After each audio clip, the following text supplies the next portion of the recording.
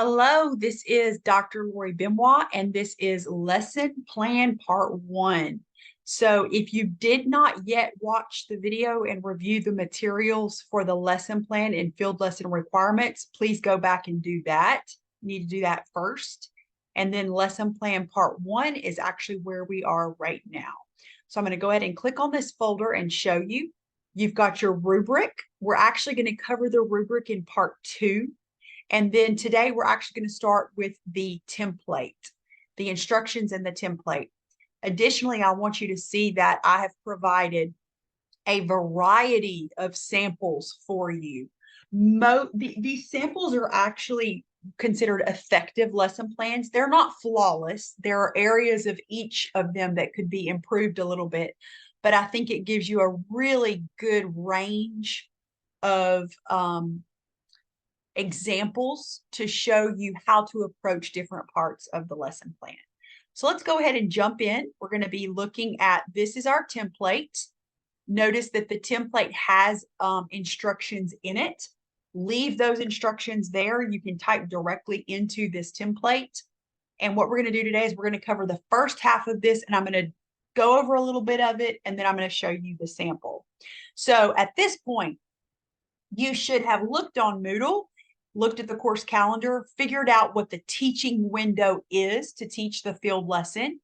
And if you are a teacher of record, you should have an idea of where you're going to be at with your focus class for that particular week, teaching week.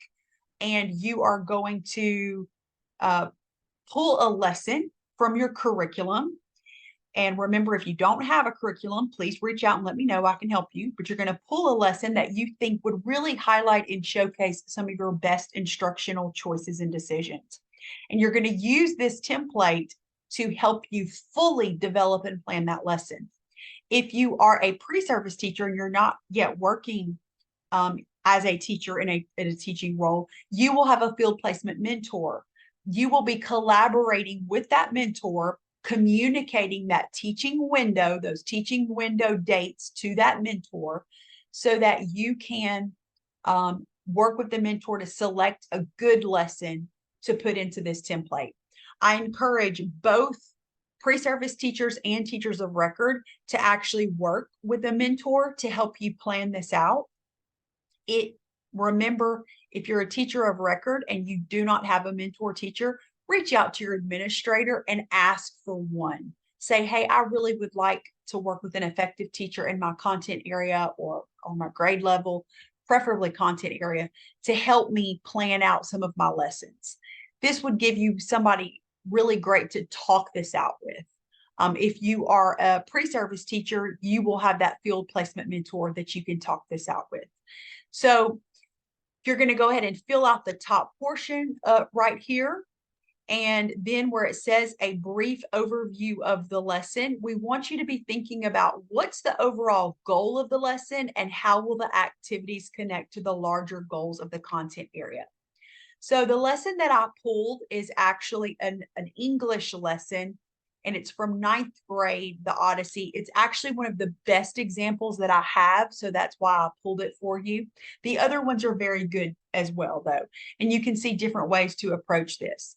The goal of this lesson is for students to review the major features of the epic poem before reading the invocation and annotating.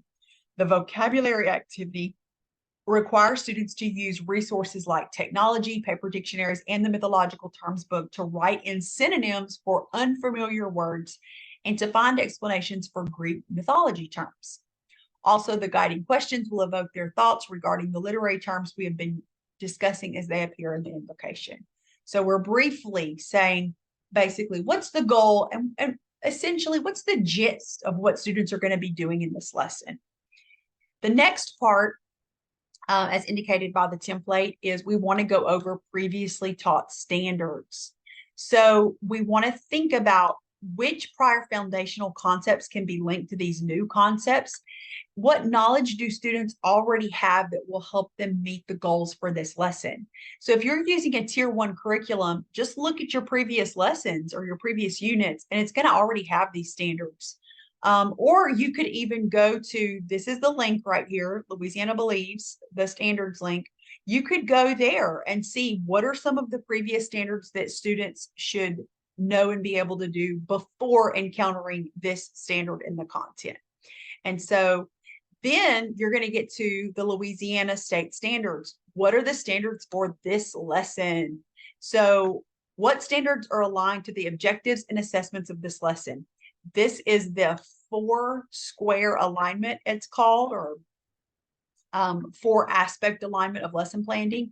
The standards lead to objectives. The objectives help us determine the instructional activities, and the assessments are what measure whether or not our students have met those objectives and standards. So I'm going to go ahead and look at our sample. I'm going to scroll down a little bit and notice right here that our teacher put the previously taught standards. So she's not just going to put the code, she actually copied and pasted what they fully are, so that I would know. And then the next part of this is, these are the standards that they're going to be covering in the lesson that we study. They're going to be looking at the meanings of words and phrases, including figurative and connotative meanings. And they're going to be determining or clarifying the meaning of unknown and multiple meaning words. So again, this link, the Louisiana Believes link, it actually will take you to the standards for all the content areas. So there's English, there's math, science, social studies, arts, math. If you scroll down, you will see health, PE, world languages. The only ones that are not present here are the business ones and the ag ones. If you need those and you don't have access to them, please don't hesitate to reach out to me. All right, so now we're going to get to the objectives. So I know that the objectives are something that you've been working on in your planning courses. So this provides you, the template will actually provide you, did I do the template? Yeah, there we go. The template will actually provide you with the color coding and all of the steps, as well as some examples. So you want to think about, what do you expect students to know and be able to do as a result of the lesson? The objectives must be assessed within this lesson. This means that you can't put objectives where you're like, oh, they're going to do this tomorrow, or they're going to do this next week. We've got to be able to see it in the one-day lesson. Okay. So let's look at the sample, the Odyssey one that we are going over here. And let me scroll down, sorry. Let me scroll down a little bit. So the student will, notice the color coding is exact, interpret the meanings of unfamiliar words in Greek mythology terms by writing in synonyms and explanations on their Book 1 handout, and using sources such as the Internet, Webster's Dictionary, and Mythology by Edith Hamilton. So this is one of them. And then there's a second one about analysis as well. Notice it follows the pattern, it's color coded, and the web's depth of knowledge is labeled correctly. Okay, so don't worry, I put the depth of knowledge in that resource folder on our Moodle site in case you needed a refresher on that. So we'll look at that in just a moment. So let's go back and look at the other part of the sample that takes care of our objectives. Let's continue. Additional standards, you can look at the 6 ELA standards or cross-disciplinary content standards. So the ELA standards are usually pretty easy, because those are our literacy standards, and the reading, writing, speaking, listening, viewing, visual representation. Even if those are not all of them are not covered in your lesson, typically you're going to have some speaking and some listening somewhere in there for the students to participate in. So those are a good place to start. However, you can also think about cross-curricular. What other content might be covered here? And you would want to list those. Then the next step is to actually explain why you've included those. And we want to consider how those standards translate to this lesson and build student knowledge. How do they align to the content being taught? How do they engage learners purposely in applying it? and how our material strategies and content connect to various standards listed. And we want to think about how it's best practice to start showing our students how we don't learn in discrete disciplines, we learn cross-disciplinary. And that's what the purpose of this is. So let's look at this sample and we will be able to see how this actually pans out in a real lesson plan. So this particular teacher chose a writing standard because the students were going to be doing some writing in this lesson. And she also chose a world geography standard about challenges posed by physical environment. Perfect for Odyssey, the Odyssey, reading the Odyssey. Then she provided an explanation here about why those were relevant standards, why they made sense to incorporate into this lesson. And so you can take a moment and kind of go back and read her explanation on your own. For the sake of time and making this not such a lengthy recording, I'm going to go ahead and move on. Cultural relevance is a new addition to our lesson plan document. A newer, I should say, addition to our lesson planning document. There is a link to the culturally responsive teaching competencies, and I pulled it up right here. This is going to look very familiar to you from our planning course, and you want to consider these 8 competencies for culturally responsive teaching. And then what this is asking you to do on the lesson plan is think about individual student characteristics and contextual values. How do the objectives and instructional activities consider those characteristics and contextual values of our students? And we actually want you to justify your answer.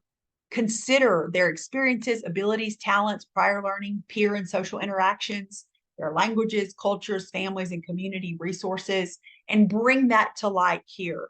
So the sample that I showed you is an older model where we called it the relevance and the rationale.